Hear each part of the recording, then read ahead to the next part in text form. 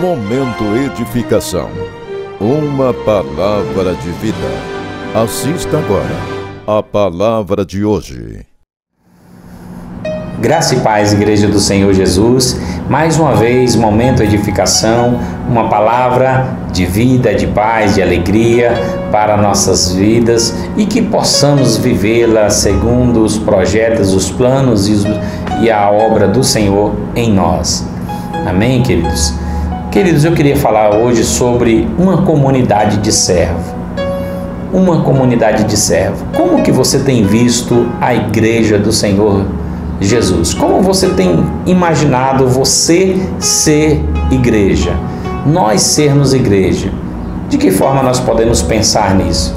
Vejam só o que o escritor aos Hebreus diz no capítulo de número 10, versículo 23 e 24, diz o seguinte: guardemos firme a confissão da esperança, sem vacilar, pois quem fez a promessa é fiel.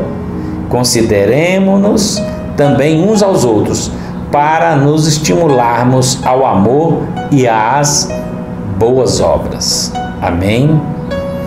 Olha só o que o escritor diz: guardemos firme a nossa confissão, ou seja, aquilo que nós cremos, aquilo que nós confessamos, aquilo que nós depositamos diante do Senhor, sem vacilar, sem desanimar, sem nem cochear em dois pensamentos, sem ânimo dobre, mantendo firme o nosso propósito, porque aquele que fez a promessa é fiel.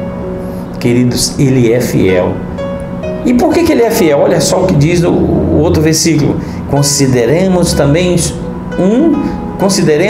também uns aos outros para nos estimularmos ao amor e às boas obras. Uma comunidade de servo é uma comunidade que se serve um ao outro, que está vivendo para o próximo, que vive para ser bênção, que vive para ser um canal de bênção.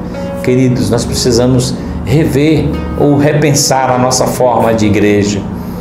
Sei que o mundo é uma correria, todo mundo está na corrida pelo ouro, entre aspas, e na corrida pelos seus bens materiais, pelos seus estudos, pela sua vida. E sim, mas o que nos dá prazer em viver em comunidade é nós estarmos unidos como igreja. Uma igreja é uma comunidade de servos. Unidos podemos usar seus talentos em benefício do crescimento do corpo e do avanço do reino de Deus.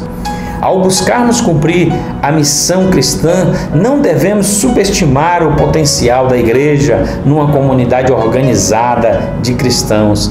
Queridos, a igreja é organizada para ela cumprir um ID, para ela fazer a obra. Mas a igreja, instituição, não faz sozinho, porque nós somos a igreja espiritual, a igreja militante de Cristo, e formamos essa comunidade. Já mencionamos os desafios que podemos enfrentar quando buscamos lidar com a injustiça e com a pobreza. Quantas pessoas estão necessitadas e precisa da igreja agir em comunidade, servir a essas pessoas. Para isso que existe a igreja, para servir ao próximo. Não existe igreja para estarmos aí ostentando isso ou aquilo. Não, a igreja existe para servir. Só tem essa finalidade, servir ao próximo, e para que eles reconheçam que Jesus Cristo é o Senhor, que Jesus Cristo é galardoador daqueles que o buscam. Queridos, a tentação é que quando nos reunimos como igreja, nos tornemos distraídos com a manutenção da própria igreja, ou seja, nos distraímos com as coisas organizacionais da igreja e de culto ali, e esquecemos de nos servir como obreiros chamados para essa obra. Eu não estou falando de obreiros, pastores, estou falando de todos nós como membros do corpo de Cristo para a expansão do reino de Deus na face da terra.